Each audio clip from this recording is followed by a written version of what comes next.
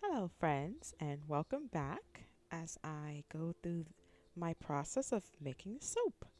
So, today I am making my oatmeal clay soap.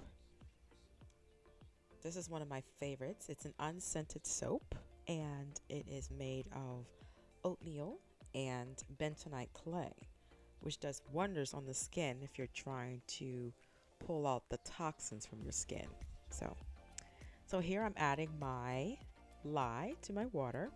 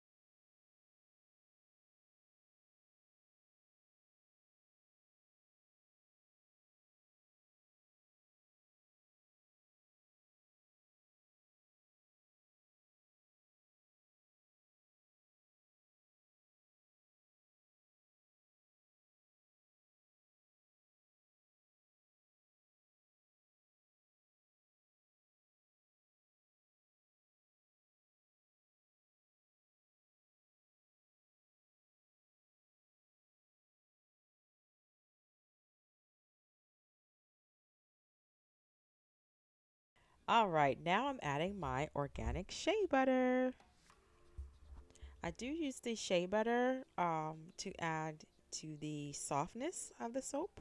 The soap is not stripping by any means, but I just want to add as much moisture as possible. Now I'm adding my olive oil pumice. Okay, I've gone ahead and melted my oils, and now I'm prepping my oatmeal. So each time I make this soap, I actually ground it fresh. I'm gonna use my spice blender here, or yeah, get it all ground up.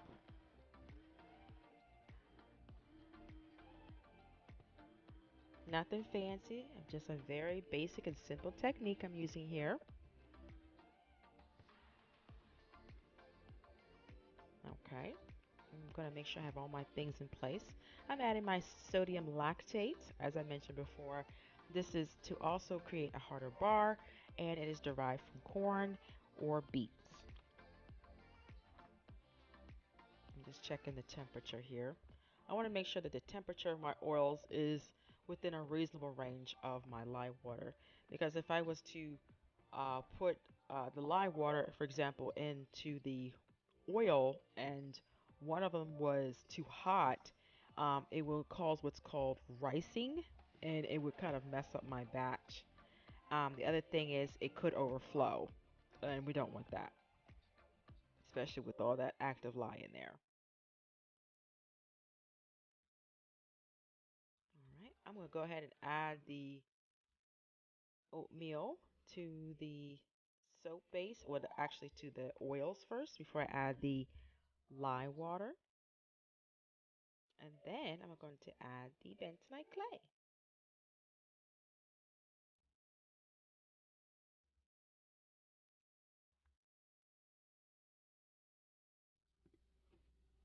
I'm going to go ahead and stir this up first with my stick blender before I add my lye water. Make sure it's all incorporated first.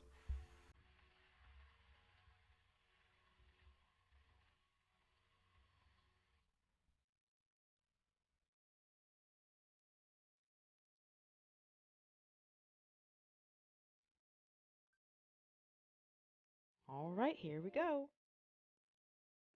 All right, I'm going to give this a really good mix with the stick blender.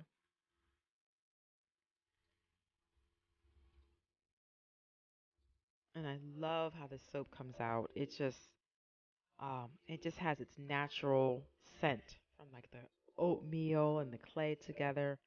It's really nice, especially if you have very sensitive skin and can't do any of the fragrances, whether natural like essential oils or any of the synthetic ones.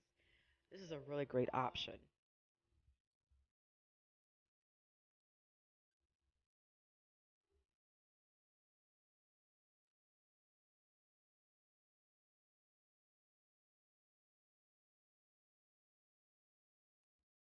This is about where I like it. Different soapers have a preference. Some like it thicker, some like it thinner. This is the level of trace that I prefer it to be at. And as you can see, it does look like pudding to a certain extent, or maybe a batter, like a pancake batter.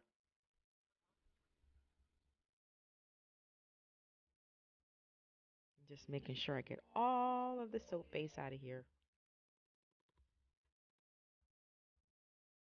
Adding it to my mold here.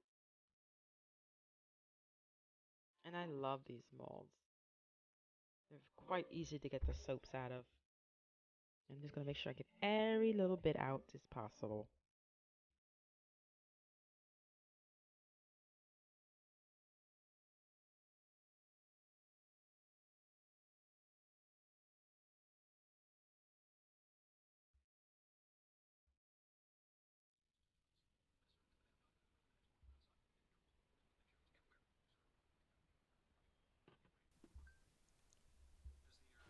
I took the soap mold off screen to tap it down to make sure I got all the bubbles out.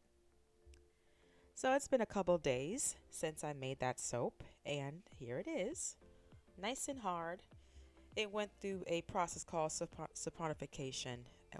That's where the soap heats up, all the oils in it, the lye water, all those things heated up and formed the soap. And it hardened very nicely. So as you can see, I'm trying to pry it out of here without causing any damage to the soap itself.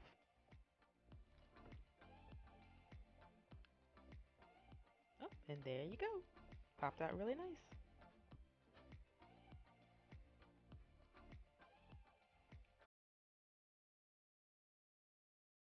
So I'm using here my soap cutter. So it'll cut all these bars all at once, which is I really love. Some other soapers do prefer to cut theirs one by one, but I like this method. And that's the little end piece that I like to keep. I either keep that for um, samples or just to use real quick. And there you have it. Those are the soaps, and they will sit on the shelf for 4 to 6 weeks. And that's it.